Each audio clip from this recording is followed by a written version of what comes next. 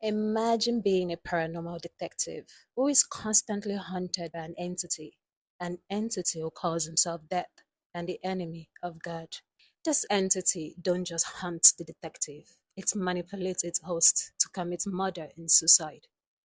The Dark Man by Desmond Doan. Doan. I hope I pronounced it right. If I have to describe this book using just three words, I'd say supernatural, mystery, and intense. So let's dive in. In this book, a police detective named Thomas is investigating a homicide. Cregan's wife, Louisia, has died under mysterious circumstance. A body was found floating in the river, showing signs of strangulation, and her clothing was torn. But when Thomas visited the grieving husband, something felt wrong. Cregan was a shadow of himself. He was pale, trembling, and barely able to speak. Worse, his home was freezing cold, without an air conditioner. This was in a city where the temperature outside was a scorching 32 degrees Celsius. Detective Thomas knew then this wasn't just a murder investigation. Something was haunting Cragen's home.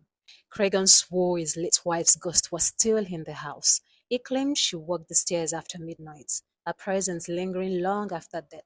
Detective Thomas dismissed it as grave until he heard the footsteps himself. Heavy, deliberate, echoing through the silence. Then came the proof.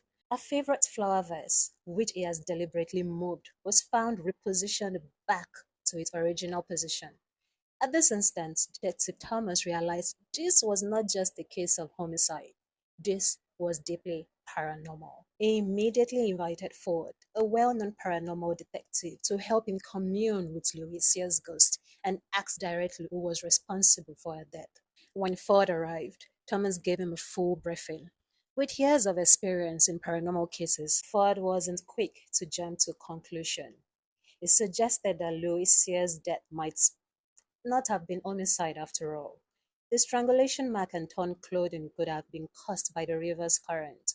The fact that a car was parked near the river bank with no sign of struggle pointed to suicide, not murder. But Thomas wasn't convinced. He revealed something Ford hasn't considered or doesn't know about yet.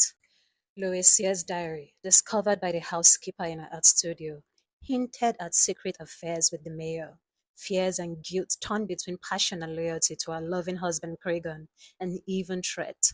Plus, the moment the diary was unhurtened from beneath the floorboards by the housekeeper, the house itself seemed to react. A loud trembling shook the wall, and the temperature of that room dropped. It's as if the spirits within it didn't want to be disturbed. This new discovery changed everything. Ford, now open to the possibility of homicide, agreed to investigate further. Together, he and Thomas prepared to enter Gregor's home and attempt the dangerous act of communing with Louisia's ghost. When Ford entered Cragen's home, he immediately sensed the presence. When he spoke with Cragen, who looked pale, nervous, and broken, he noticed each question made him fumble with his fingernail or stare at his shoes, unable to meet Ford's eyes. Ford tried to shake it off, thinking this is normal for a living person haunted by a spirit.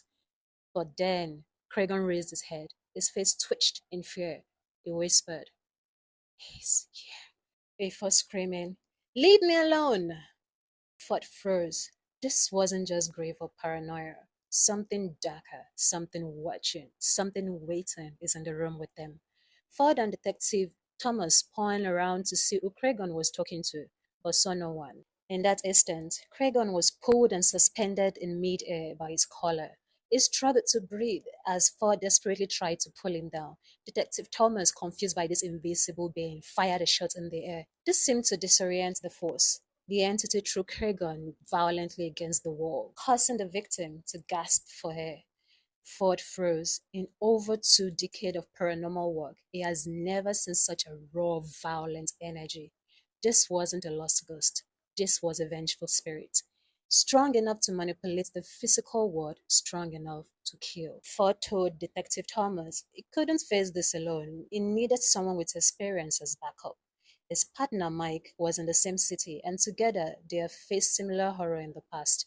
Detective Thomas shook his head. He accepted and stepped back. He gave Ford permission to bring Mike in and report back with whatever confession Louisia's ghost might reveal. Ford was surprised when Mike agreed to come.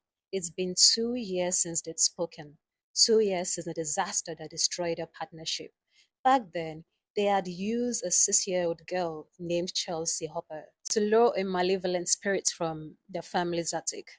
Mike has opposed it. It was too dangerous for a 6 years old girl to handle.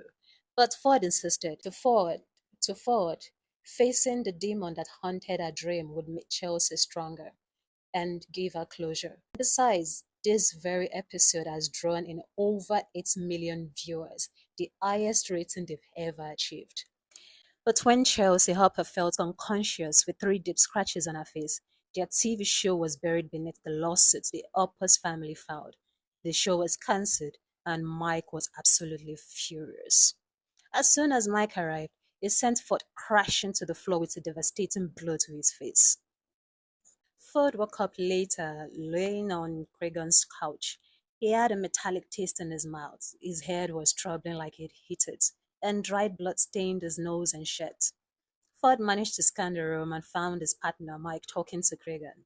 Admitting he deserved the punch, he offered Mike dinner as a symbol of truce.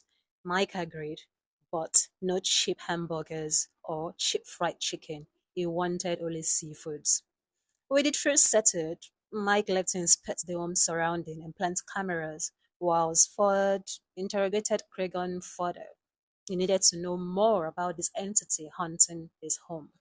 As Cregan answered, Ford noticed something familiar: deep red scratches on his body. The same kind of marks they've seen before on victims of malevolent spirits. Ford was certain Mike must have seen the marks too. He decided not to press the terrified Cregan any further. He had suffered enough. He then ordered Cregan to leave the home, informing him that they would be doing an exorcism that night. When Cregan told him he had nowhere else to go, Ford handed him a card, directing him to his ex-wife hotel and instructed him to tell the receptionist he'd sent him. Cregan departed, leaving Ford and Mike alone in the house. Together, they finished setting up the EMF detectors and recorders at key position, preparing for the battle that was coming. That was coming.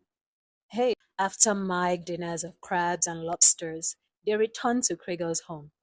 But the doorknob was so cold to touch, it was like it's been freezing for hours. Then, with hot warning, the door flung open, slamming into the wall with such force it left a dent. In this instant, Ford and Mike knew they were going to war with an ancient, powerful, malevolent spirit, a right hander of the devil himself. Very similar to the demon Azuro they met at Chelsea's Hopper's home. Despite over 2 decades in the craft of exorcism, their heart was pounding. My heart would, but anyway, I am not a paranormal detective. Mike quickly pulled out his can of holy water as Ford held tightly to the cross pendant around his neck. The cross felt strangely warm to touch as they both took their first step into the house. They got into Louisia's Heart Studio, where Mike tried to read the room's energy with the motion sensor and commune with the ghost. Our words made no sense like every other ghost. The only key phrase she said was, I love her. She is here. Then the room temperature dropped further before Louisia's ghost disappeared as the entire room rattled loudly. This caused Ford and Mike to panic and run out. Like a bird, Ford stopped midway. Driven by revenge after their show's cancellation, he held his ground, wanting to confront the other presence, the true energy lurking in the house. Against Mike's warning, he called out Azura by name and walked down the corridor with his EMF in hand. The air grew colder. Then suddenly, a hot breath brushed his neck. His throat tightened as if a rope of fire was strangling him. Ford gasped, struggling for air. And in this instant, he knew the demon was standing right in front of him. What really happened to the paranormal detectives during the exorcism? Who truly unalived Louisa, Cregan's wife?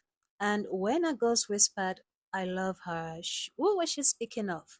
Was the mayor's wife a secret love?